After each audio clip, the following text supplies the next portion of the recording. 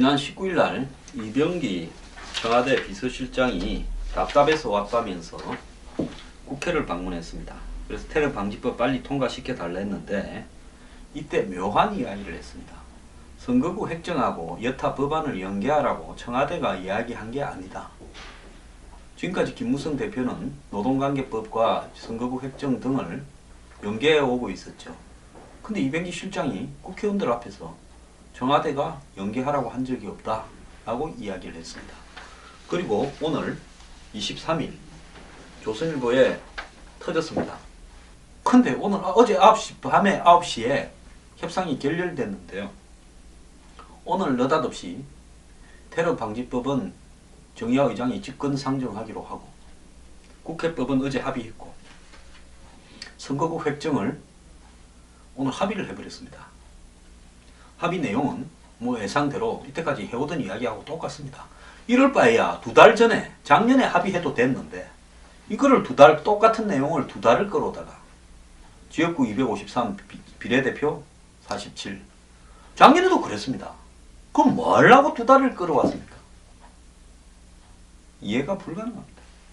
그래서 지역구 253으로 된 데서 인구 상한 28, 사한 14만 그리고 어원 정수 300, 인구 기준은 작년 10월 말 그리고 시군 분할의 최소 예외를 인정한다. 즉 기초자치단체가 인구가 14만이나 28만을 넘거나 모자랄 때 동별로 쪼개가지고 기초자치단체를 이어붙였다 저어붙였다 할 수 있다.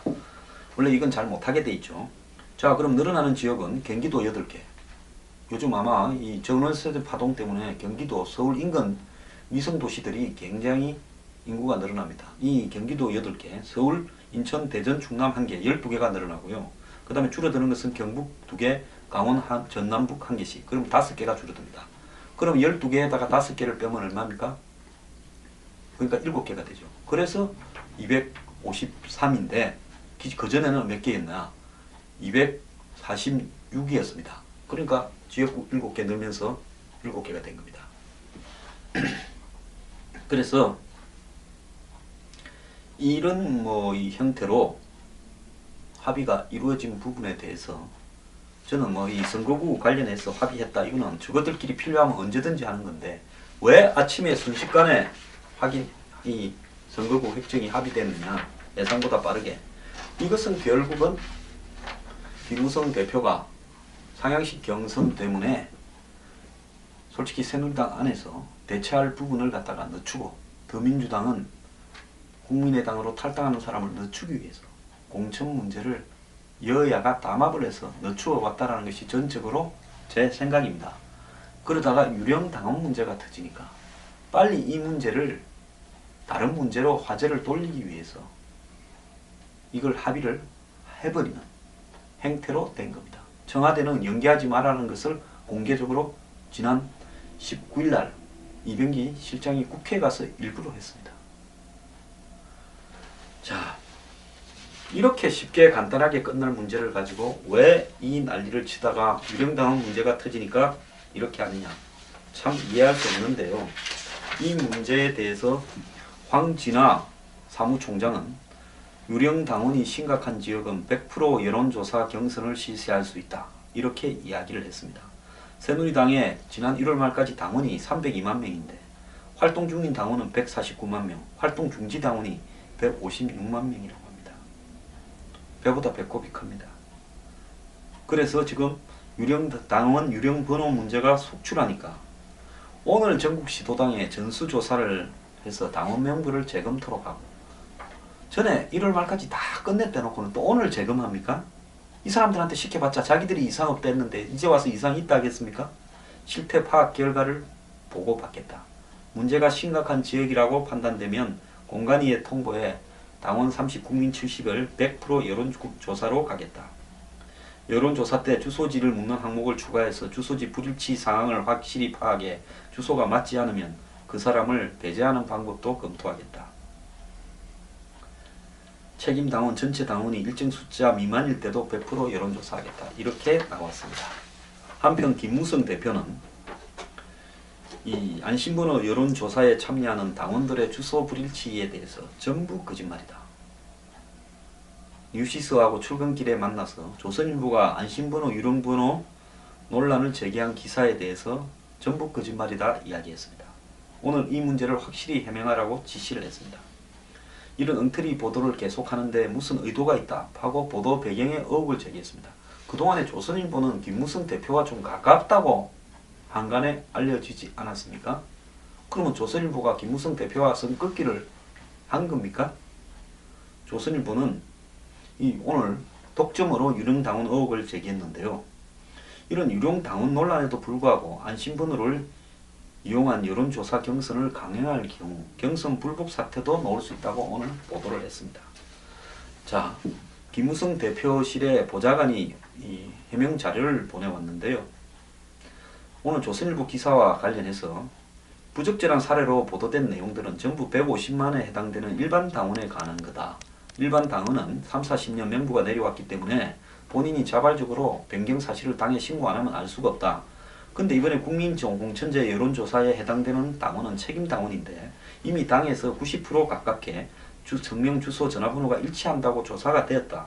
당초 문제를 제기했던 A 후보도 어제 새롭게 배포된 책임 당원 명부를 갖고 연락을 하니 모두 맞다. 그리고 불일치되는 일부 책임 당원 명부는 여론조사 과정에서 충분히 걸러낼 수 있다. 이렇게 해왔습니다.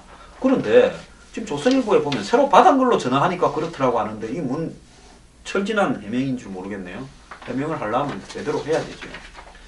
자, 이 모든 사태의 원인은 한국에는 진성당원이 없습니다. 진성당원이 가장 많다고 자랑하던 통진당에서도요. 지난 2012년 통진당하고 민주당 후보 간에 이 여론조사에서 전화 여론조사에서 각종 이정희 후보 측이 일반 전화를 개통하거나 휴대전화로 착신 전환해서 여론조사에 응하는 불법을 저질렀다. 그리고 또 이 당시 민주통합당은 당내 경선 기록 모바일 투표에서도 로고 파일이 조작됐다는 의혹에 휩쓸렸습니다. 자, 뭐 이런 일이 지금 한두 개가 아니었습니다. 여태까지 시시했죠. 그래서 여론조사를 어떻게 조작하냐 전화로 하는 걸 그 기술까지 다 노하우가 있었습니다. 제가 몇 번 이야기했지 않습니까? 전 세계의 어느 나라도 100% 전화를 돌려갖고 여론조사하는 나라는 없다.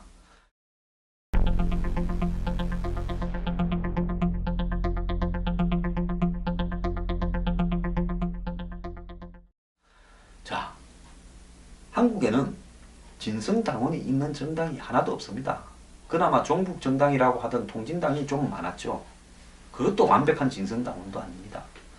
그럼 진성당원이 없는 당에서 책임당원이라는 허위의 당원을 만들어갖고 당비를 대납을 해주는지 어쨌는지 모르지만은 그 사람들이 투표하게 한다. 자, 오프라인에서 당원들을 불러서 직접 투표를 하니까 동원투표, 매수 조작 투표를 할 가능성이 있어서 전화로 하자 했는데 전화로 하면 오프라인에서 매수 조작하는 것보다 조작 비용이 훨씬 적게 들죠. 자, 그래서 오프라인으로 해도 사기고 온라인으로 해도 사기라는 겁니다. 한국 같은 정치 풍토에서 그야말로 당내의 공천을 상향식이다, 풀뿌리식이다, 민주적이다, 개혁적이다, 국민이 당원이 정한다고 말을 하는 것은 직접 불러다가 눈앞에 해도 사기를 치는데 부르지도 않고 전화만 돌려갖고 그 전화번호만 추출해서 그걸 안심번호로 바꿔서 한다고 사기가 없겠습니까? 오프라인보다 사기가 더 많지요. 기득권의 입장에서 보면 비용은 더 적게 들고 사기는 훨씬 간단합니다.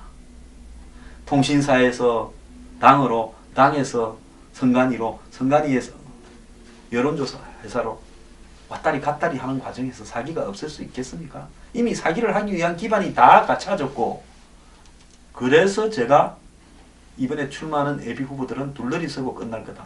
저보고도 누가 와서 출마하라고 이야기를 하길래 제가 그랬습니다. 이런 허위의 일에 내까지 둘러리 서고 싶지 않다고 일거에 거절했습니다. 그러면서 제가 그 뒤로 얼마나 문제 제기를 많이 했습니까? 근데요, 단 한 명도요, 이래봤자 이거 아무 의미 없는 일이다. 한마디로 내정해놓고 여론조사를 가장한 사기다 라고 말한 예비 후보들이 없었습니다. 불이익 받을까봐 그랬겠죠. 그러다가 이제 뒤늦게 자기가 안 된다는 걸 확실히 알고는 당원 명부 받고 나서 시끄러워졌습니다. 솔직히 다 아는 일이었는데 뒤늦게 터진 거예요. 새누리당을 해명하려면 일가의 식으로 해명하지 말고 제대로 해명하세요. 저하고 새누리당의 관계자가 이 일과 관련해서 토론을 공개적으로 제 방송에서 하겠다면 제가 응하겠습니다. 자, 그러면 진성당원이 없는 한국 같은 나라에서는 과거에 카리스마적인 권위를 가진 당의 총재들이 YS 상김씨는 한 40% 30%는 그냥 덜 내고 새 인물들을 불러다가 돈 좀 가면서 그냥 꼽았습니다. 그리고 남은 사람들은 다시 뭐 공천을 주면서 뭐 거기에서 비례대표니 그런 공천에서 돈을 좀 받아가 또 이쪽에 갖다 썼습니다. 그게 잘했다는 게 아니고요. 그것이 한국의 정치 풍토에서 그나마 할 수 있는 국회의원의 인위적인 물갈이 수단으로는 어쩔 수 없었고, 그때 들어왔던 사람들 중에 지금까지 정치하는 사람들이 그나마 양질했다는 겁니다. 근데 이런 게 없어지고 난 뒤에 솔직히 말하면 경선이라는 걸 빙자해서 어떤 사람들이 왔느냐, 부잣집 도랭들이 대거 나서기 시작. 돈 있고 라인 잘 타는 사람들, 뺀질이들이 정치판에 들어와가지고 줄 타고 돈 좀 뿌리면서 경선을 빙자해서 배지를 다 차기 시작했습니다. 그러면서 카리스마 있는 뭐 소수 권력자는 빠져라 이러면서 저거들끼리 다 짜고 있는 놈이 그대로 또 해먹으려고 했습니다. 19대 국회는 가장 저질인데 이 사람들이 이런 상향식 경선을 빙자해서 또 해먹으려고 하는 게 이번 경선 사태의 본질입니다. 유럽에는요, 이 미국이나 유럽에서는 그러면 어떻게 하느냐, 결국은 이 당원들이 모여서 투표를 하는데, 미국에도 당원들이 대부분은 무관심해서 사실은 이 소수의 이익단체가 공천을 좌우하는 이런 어떤 문제도 있고 뭐 10선, 20선까지 나옵니다. 당원들이 직접 투표하는데, 그래도 미국의 당원은 한국의 당원들보다는 헌신하고 봉사하고 참여하고 이런 부분에서 훨씬 낫습니다. 각 조그마한 주에서 해도 한 15만 명씩 직접 지돈 들여서 투표에 참가합니다. 유럽에서는 단단한 책임당원제를 토대로 이 책임당원이요, 이렇게 후보를 압축해서 추려가지고 이렇게 그 속에서 이 압축된 후보를 당에서 뽑기도 하고, 안 그러면 당에서 압축해주면 책임당원들이 뽑기도 하고, 이런 방식으로 갑니다. 그리고 현역 의원을 재신임하는지 안 하는지도 당원들이 결정을 합니다. 그래서 이 독일 같은 경우는 기민당과 사민당에 당원 투표로 결정하지만은 중앙당이나 유력 정치인이 조정도 좀 한답니다. 근데 그 조정이 맹분 없이는 안 되겠죠. 프랑스 사회당은 당원들이 선출한 예비 후보를 전당대회에서 조정 승인하는 방식으로 한다는 겁니다. 그래서 당원들이 1차적으로 압축을 하고 그 다음에 중앙당에서 조금 조정을 하는 이런 부분들이 서로 가미되면서 이 어떤 공천을 하는 행태로 굳어졌다는 겁니다. 그런데 일본도 보면요, 위에서 다 내리꼽습니다. 왜? 아시아에서는 이런 책임당원, 즉 자기의 정치적 컬러와 이념에 따라서 참여하는 책임당원 시스템이 없으니까 그런 겁니다. 김창준 연방 하원의원, 한국의 최초로 연방의 하원의원을 하신 분이요, 이렇게 이야기를 했습니다. 미국에는 후보 스스로가 자력으로 예비선거에서 이렇게 선출되는데, 공천을 지역 구민 스스로가 이렇게 그래도 나름대로 충실하게 행사하려고 하는 부분이 있다. 이분은 뭐 포괄적인 부분을 이야기를 했습니다. 그래서 결국은 한국처럼 오프라인으로 해도 문제고 온라인으로 해도 문제인 이런 부분에서는 책임당원이 없는 시점에서 마치 책임당원이 있는 것처럼 가정을 하고 국민들과 당원들이 굉장히 헌신적이고 민주주의적이라는 가상의 현실을 사실인 것처럼 착시하게 만든 채로 이런 일을 진행하면서 사기를 치는 것이 지금 문재인과 김무성 이 두 분이 지난 9월 30일인가 추석 후에 합의 본 그 결과입니다.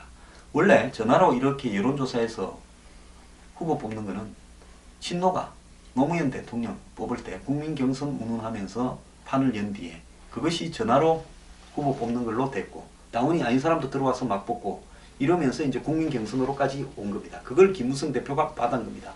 그건 친노가 어떤 선거를 하더라도 자기들이 100% 이기는 방식으로 만들어 놓은 거를 김무성 대표가 가만히 보니까 주최 측이 원하는 대로, 기득권이 원하는 대로 다 되는 게 친노의 방식이네, 이거 하자 해서 그래놓고는 국민하고 당원을 마치 헌시적인 민주주의자처럼 위장시켜서 대형 사고를 저지른 겁니다.